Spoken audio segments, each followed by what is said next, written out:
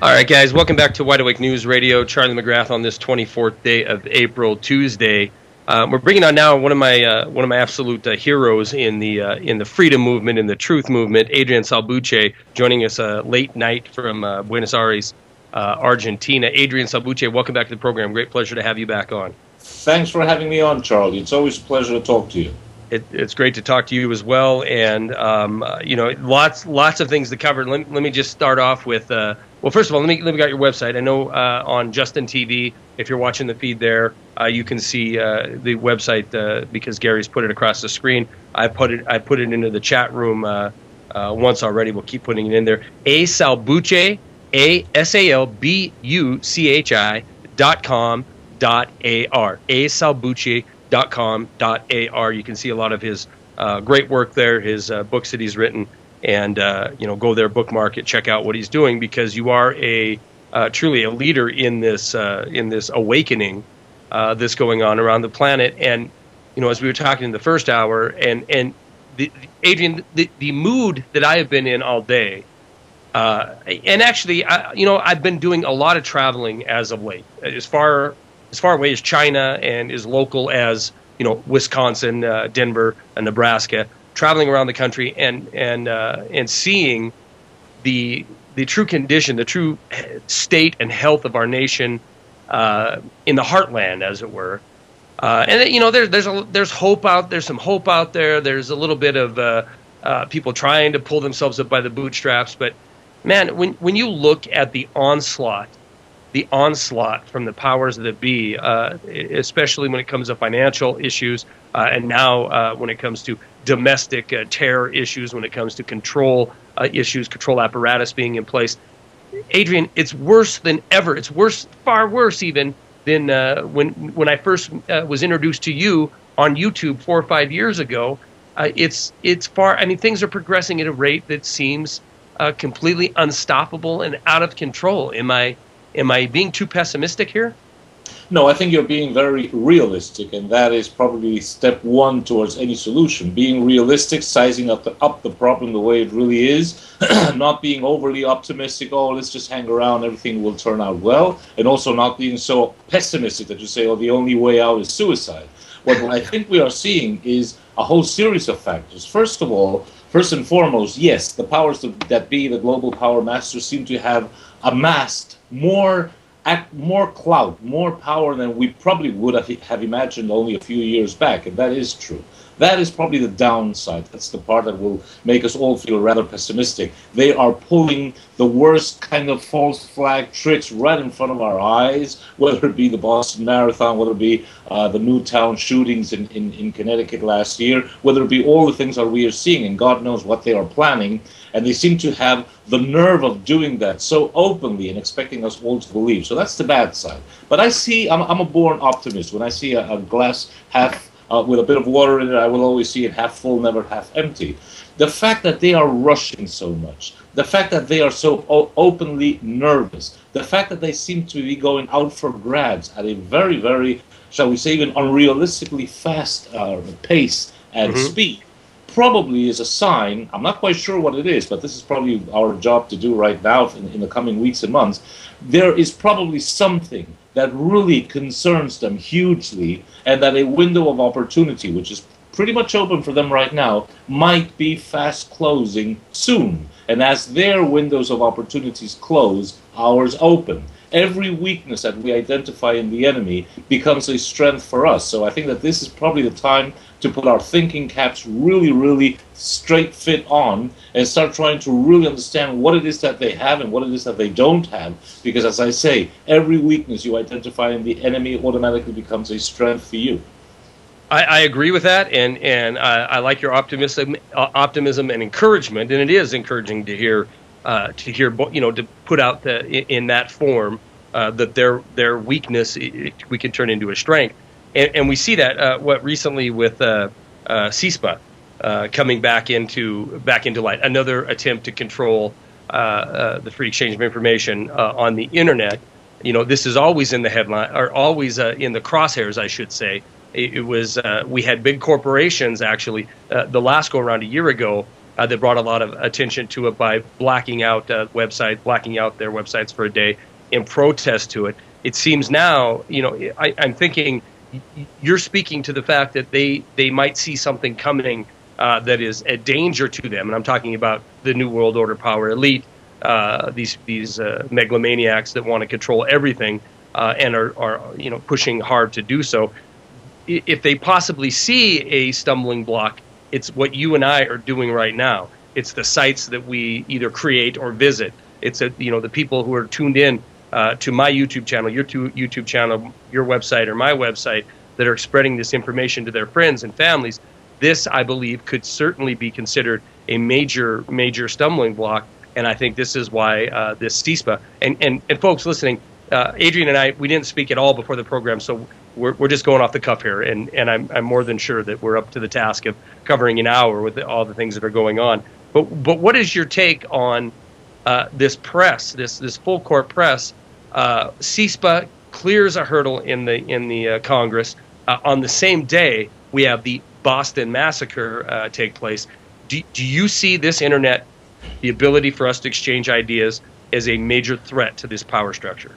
Well, being older than you, as we were speaking before the program, and being able to compare what things were 30, 40, 50 years ago, not more, I'm 60, but certainly up to 50 years back, when the only source of information you had was buying the newspaper, watching a couple of TV channels. I was brought up in New York City, which probably had the largest and still has the largest media center in the world, and yet we only had about 6 channels. I think it was 7 channels at most on TV, some AM radio stations, and that was about it. So information was very tightly controlled, and you can really align it under any emergency or near emergency very clearly. Today, the internet, aside from the 500 TV channels and so forth, but the internet has really broken loose from them, and probably they cannot. Probably no. I don't think they can control it at all. At most, they can shut it down, which is another story. But they cannot control it. So they can shut it down, and if they shut it down, it'll probably be worse because people will just be up in arms the world over to do something about that. Yeah, so that's a good point. And if they shut it down, they would be shooting themselves in the foot because the banking system would stop. So many things would stop working that they can't even take the liberty of shutting it down. So what they can do is control it. They can muddle it with a lot of noise, and they're very good at that. They can put a lot of really bad stuff, so much of it that people will have a tough time tuning into Wide Awake News and finding out all the other friendly sites that there are.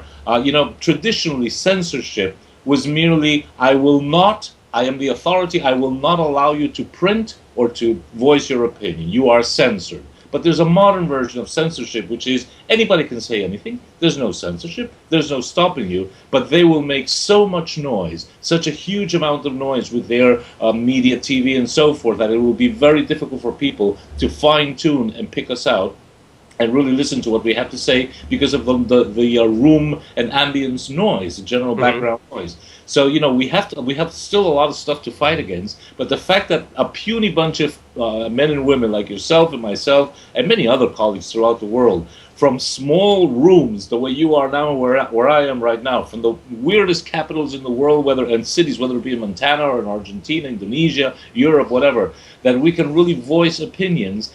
And the limit is not the media. The limit is how creative and how clear you can be and I can be. And they know that one day, and it's going to be one day very soon, one of us, you, me, somebody somewhere, is really going to hit it so much on the nail on the head that some video is going to go so viral and it's going to be so blatantly revealing of what they're trying to do that then, yes, they will be in a hell of a mess. And I always bring back, I think we mentioned in an earlier program, my favorite quote from Zbigniew Brzezinski, the ideologue of the Trilateral Commission and a Rockefeller operative. He said only 2.5 years ago or so at the Council on Foreign Relations, the greatest danger that we face is the growing political awareness of the masses of the people. And he was very honest with that. That is their main, probably keeps them up at wake until very late. Yeah, keeps them up awake, trying to figure out how they can circumvent that energy. We're going to be back with Adrian Salbuchi and more Wide Awake News Radio in just a few minutes. Please hang tight.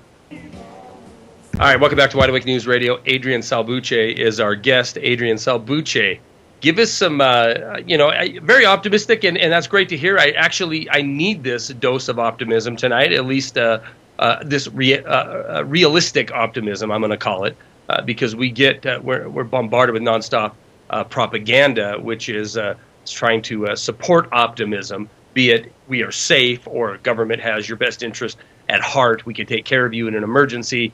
We're here. Hey, we're the government. We're here to help. This is all optimism that's put out that's completely false. But you're bringing some realistic optimism to us. So let's get into a little bit.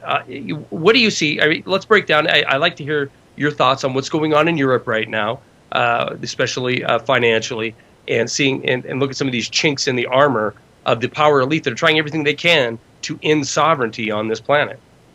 Well, yeah, there's quite a number of points you've touched upon there. First of all, as an American, in the sense that I too am American, this is the American continent, just as you guys are up in the north.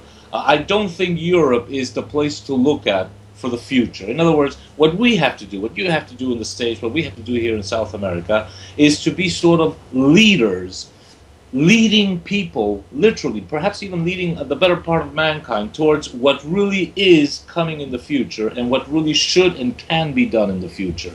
We can't lead looking backwards. So if we're only looking backwards and saying, oh, all the dreadful things that have happened from 9/11 to JFK being shot to wars, etc., even near wars in as far as time is concerned, Iraq, for example, etc. If we only look backwards, it's really a very hair-raising and very nasty vision that we have. We have to look forwards. And in a way to look forwards, Europe is definitely not the place to look at because they themselves are in such a mess, which they even don't understand. I think that we have to start even using a bit of intuition to know, well, what is the next stage in the development of mankind?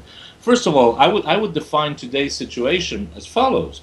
We are in a situation where the present economic, political, and social system is unsustainable, but it is also irreversible. So we have they have a hell of a problem because they know that this economic system cannot be sustained for much more than the people that enjoy it right now. So they will either have to kill off the rest of us, or they will have to really bear and face a challenge which is completely unheard of. And I don't think they have neither the talent nor the creativity to handle it. There are certain problems you can fix with money, certain problems you can fix with jet fighters and drones and bombs, etc. But what they're up against, you cannot fix it. You can only fix it with creativity and knowing the right path to go on the right way. I can have a super duper car, but if I want to visit you and I have no idea whatsoever what highway to take, I might end up anywhere but your home that I wanted to visit you. In spite of all my money and I can buy all the gas I want, I'm still lost. So in a way they are lost, which is good, which doesn't mean that they have a lot of plans up their sleeve.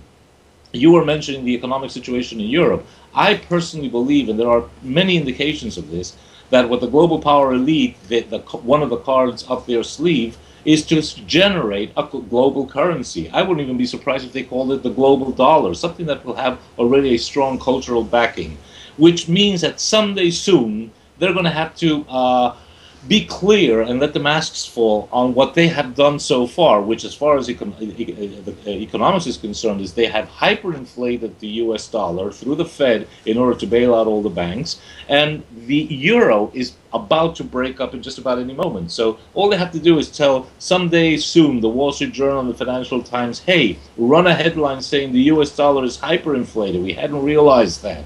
And then another headline saying, hey, the euro is breaking up. It's not just about Greece and Spain or Cyprus. It's actually about France, Italy, and Spain. And when those two currencies go, which they can do easily, they will say, but hang tight, everybody. Don't worry. We have something new already up and running. It's the global dollar. That's not going to be issued by the Fed. It's going to be issued probably by a combination of global supranational entities.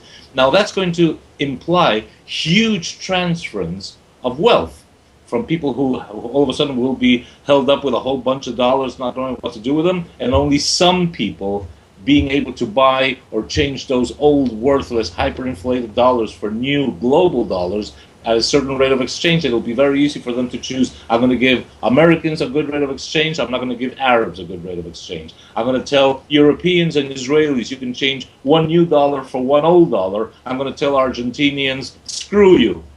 I'm just not going to change them. Do whatever you can with them, which we know a lot about, hyperinflated currencies. So they're going to be pulling off those tricks.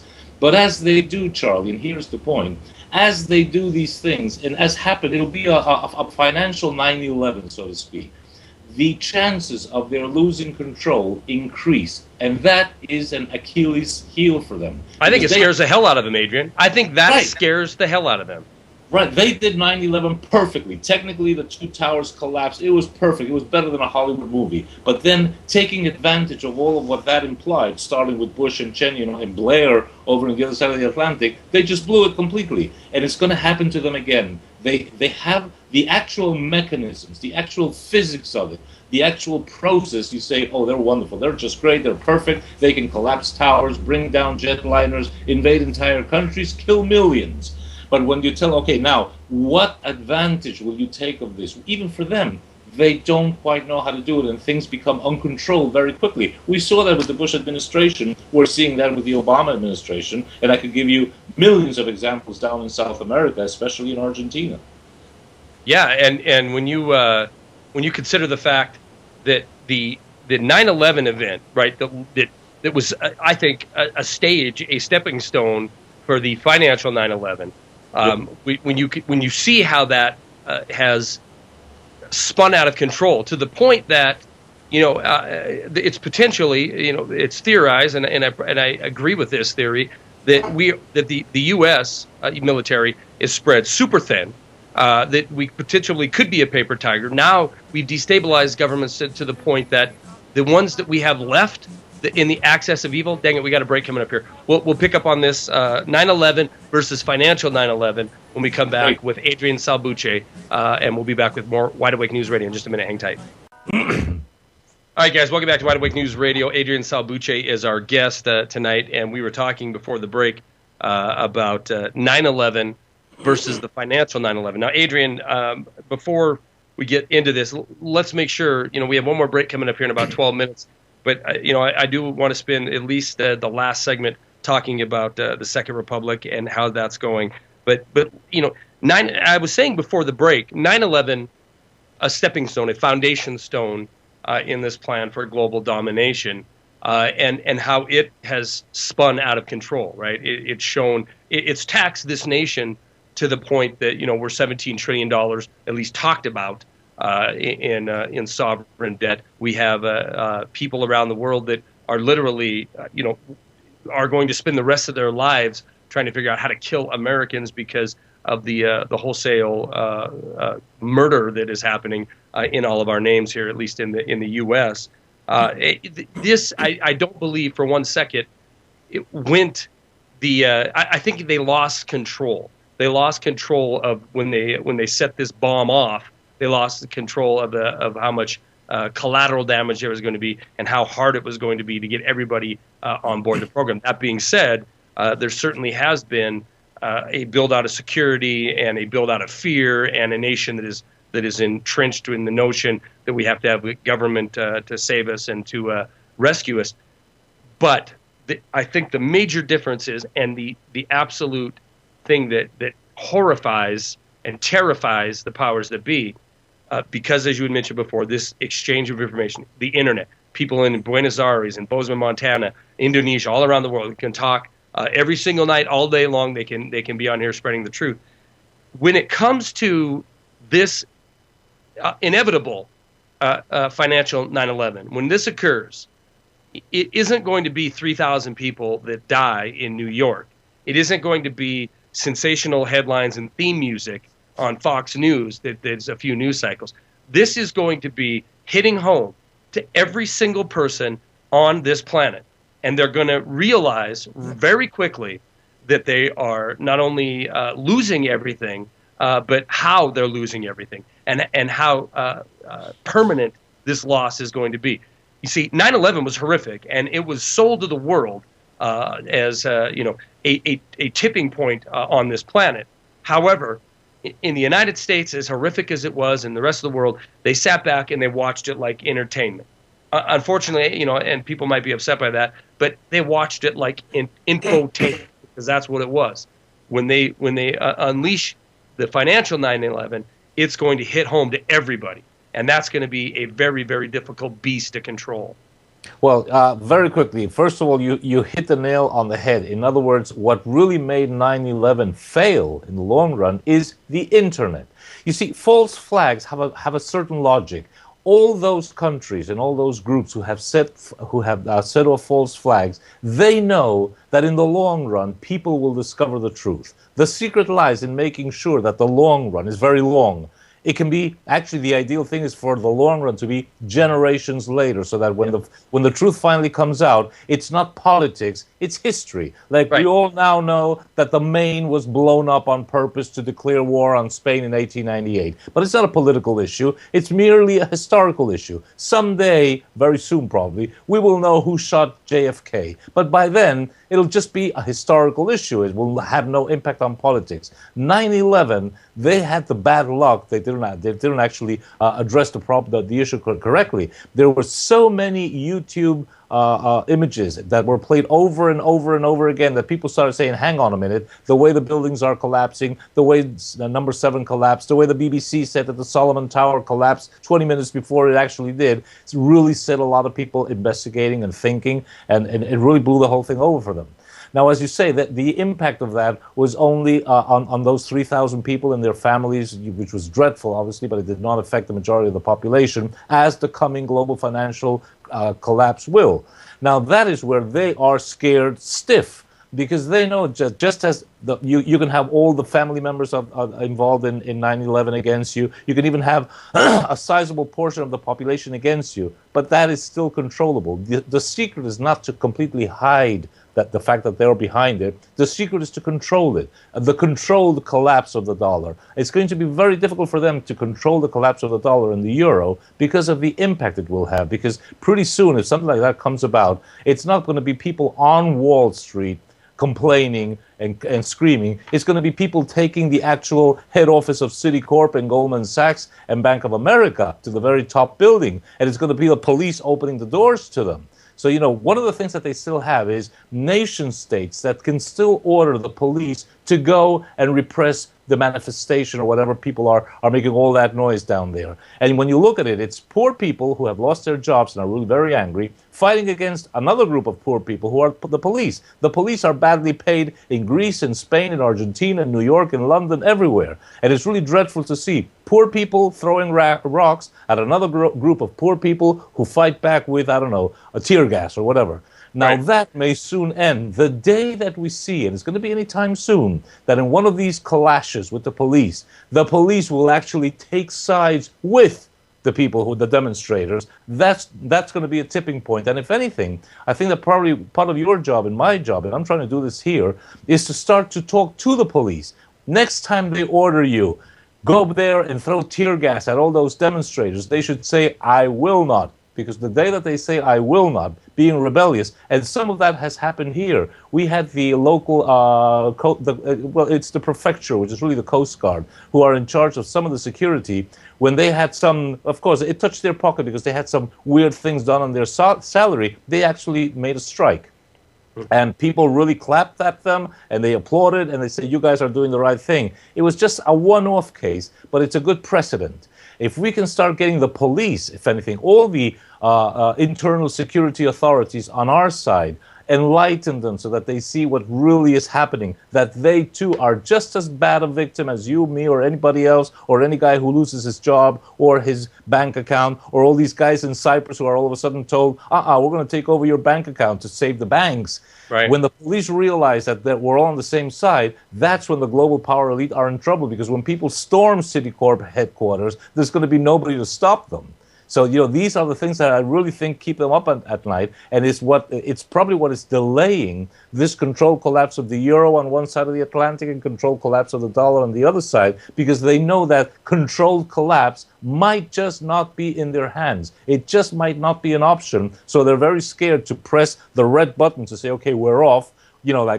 just like 9/11, okay, tell the planes to take off and do what they have to do. They know that the day that they say, okay, we're off, and the 0 hour strikes, they might not be able to control it. And if they can't, there's no calling it back from that point. Charlie, it's going to be like nuclear war. We all know that if our nuclear war were to start, it wouldn't last 6 years like World War II. It'll only last about 6 days or maybe 5 days. Well, they know that if they turn on this collapse, it might just turn around full circle in 2 or 3 days. Well, yeah, and let me run this theory past you. We got a break here. When we come back, I'm going to give you a theory on maybe a controlled collapse, maybe a chaotic collapse is part of the plan. So we'll get into that on the backside of this. Second Republic, I definitely want to get an update on how we're doing with that. We'll be back with Adrian Salbuchi. More Wide Awake News Radio. Please hang tight.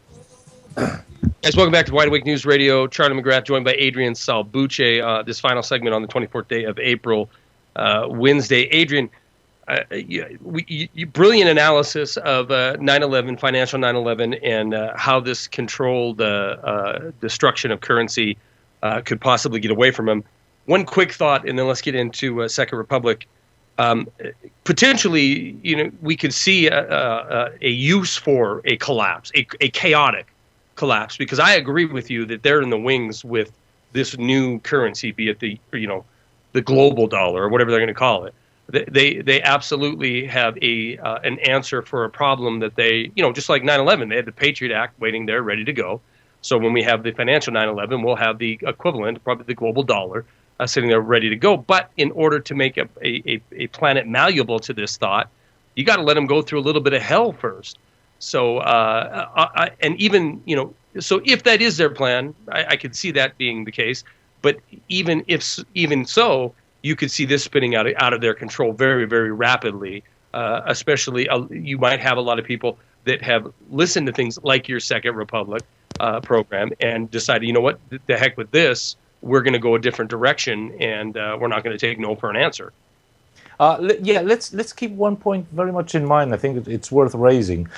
We should not make the mistake of thinking that the global power elite, or whatever you want to call them, the global power masters, are one monolithic, same-thinking monster. They aren't. There's a lot of bickering and fighting, infighting amongst themselves. So, for example, you have different sectors. And I think that you have probably one sector which is saying what you just said, hey, let's sort of trigger a controlled collapse of the United States dollars. A couple of weeks later, the controlled collapse of the euro. Let's let some damage go. Let's even sacrifice some banks, the way we sacrificed Lehman Brothers back in 2008, and AIG, even though we took it over and put it all into taxpayers to bear. But, things will slowly come back, and as they slowly come back, there will be a new world order, literally. But then you have some of the ultras, even amongst them, who are willing to say, no, let's do what the Georgia Standing Stones say. Let's try and bring it down to a global population of 500 million or maybe 1 billion, which means that there's 6 billion of us too many, because that is also in the works. And I think the best example, because this is sort of like a theory, but the best practical example stems in the problems in the Middle East. You have within the United States and within NATO and within all of Western Europe, the whole global power elite, a sector, which is probably a majority sector, saying, hey, wait, hold on a second. Let's try to promote the New World Order, but according to everyone's interest. But you have an ultra-right-wing, very pro-Israel, pro-Zionist group saying, no, Israel is top priority, and they are willing to risk a major war over Iran or over Syria just to promote Israeli interests. And I think that explains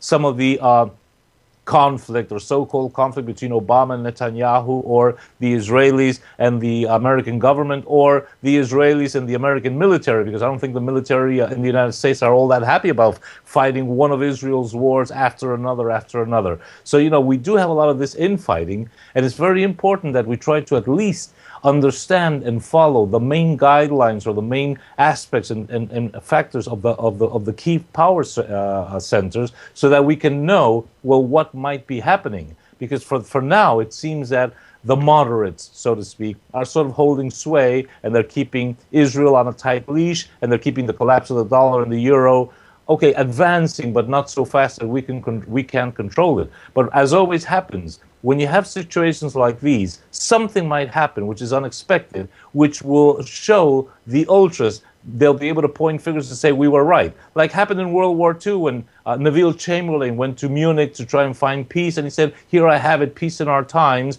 And the British were very happy. Everybody was very happy until something happens to trigger it, actually the invasion of Poland, and you have a madman, at least that's my opinion, like Winston Churchill saying, "Hey, Neville Chamberlain, move over. You were all wrong. We got to make war against the Germans." And that's what really set off World War II going in an unstoppable way in spite of German attempts to stop the war, or at least to fight it against the former Soviet Union.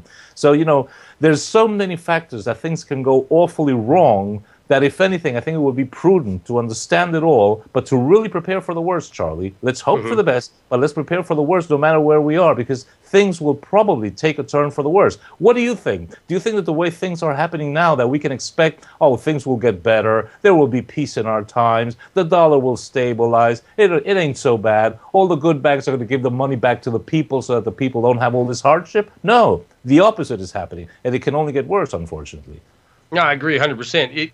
And by necessity, regardless if there's infighting in the upper echelons of the power elite, right? And I'm, that only makes sense in any corporation. Let's face it, this is everything's, the planet's put into corporate perspective. It makes a lot more sense. There's going to be infighting in and amongst the leadership of that corporation, but by necessity, there is going to be everything happens on the guise of and under the cover of a crisis. Everything that we don't pass legislation, we don't do anything in our financial system, we don't do anything when we decide where we're going to go on vacation anymore if it isn't based on the latest crisis or the latest threat or the latest fear. So inevitably, this fear tactic. This fear tactic will be used again, and it will be on the financial 9/11. And the hope is, right? The hope is in Argentina, as it is in the United States, that there's enough people that, and I think there is. I really do. I think there's enough people. It's certainly in the Rocky Mountain West here, and in the heartland, in the Midwest of this country, who have seen what's been happening, seen what's going on. They're not living under the umbrella of prosperity, which is being created in a lot of cases on the West Coast and on the East Coast, because we're borrowing money in perpetuity and showering these major population centers with it. All of that's coming to an end, right? And I think the Midwest and the Rocky Mountain West, they are living in reality right now. They have been waking up to this fact. When that comes to an end, when that prosperity is yanked, because it's false prosperity to begin with, there will be pandemonium. But the hope is there's enough people that will cling together and look for solutions other than what is offered by the powers that be. Charlie, you're so right that, and I know I'm asking you a question and you already have the answer too. Why do you think that they have been setting up these false flags or patsies or even Manchurian candidates to try and run gun control and gun banning bills? Because they know that America, because of your constitutional rights, every other person is armed, and especially the patriots are armed, and they know how to use those arms. And when the time comes, you even have a moral duty and a legal obligation to use them to defend the Constitution, which is being completely not complied with from Washington. It's being completely, vulnerable. No doubt. And this event in Boston, false flag, regardless of what anybody wants to say, look at the end result. You have Boston, one of the biggest cities in the country, implemented martial law for one 19-year-old criminal that they were trying to apprehend, throwing people out of their houses at gunpoint, shutting down businesses, a test run all the way. And unfortunately, at least in the city of Boston, the people just said, yeah, this is the right thing to do for the country, so we'll sit here and just go along. But that, and you know what, where you have these areas where people are so deluded, because a lot of the energy of the powers that be is put towards these major population centers. Let's face it, if we have 50 million people on food stamps, it's so they are not in the streets rioting. These people live in the major population areas. They're going to pacify them and lead them into this trough, give them slop long enough to convince them that government has all the answers. And when they want to, them to act a certain way, they'll already have a very well controlled population. But you're right, there is millions and millions of gun owners in this country. In fact, more than 1 out of every 2 own a gun, and there's millions of people that will be their line in the sand. But this Boston event definitely used to show martial law and its effectiveness, to show that it's completely natural, as long as it's under the guise of terrorism, to suspend the Constitution, kick people's doors in, as long as it's under the guise of terrorism.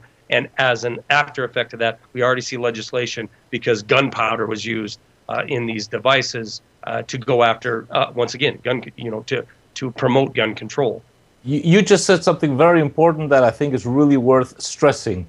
Some of these events serve as tests to see how much I can control people, how much they will align to me, how much they will actually obey me when I tell them that there is a national crisis because somebody set off a bomb at the Boston Marathon and so forth. And very often to see how gullible people are. My favorite example is, I think, about 3 years ago, when Obama said, "We caught Osama bin Laden, we killed him, but we dropped his body into the ocean." And they probably said it was so ridiculous, it was so Homer Simpson, that they're probably saying, okay, let's see if they believe us. And they probably had their conclusions. Yeah, a lot of people believe that. So if of those people who believed it, which were a sizable amount, we can tell them anything and they'll believe it, as long as, you aptly said, it's under the guise of terrorism. This guy's a terrorist. That guy blew up our World Trade Center. That other guy wants to kill us because they hate us for our freedoms, etc., etc. They always are testing to see how far people will go along with it. And even 2008 was a bit of an example of that. There are certain banks that are too big to fail. What do you mean too big to fail?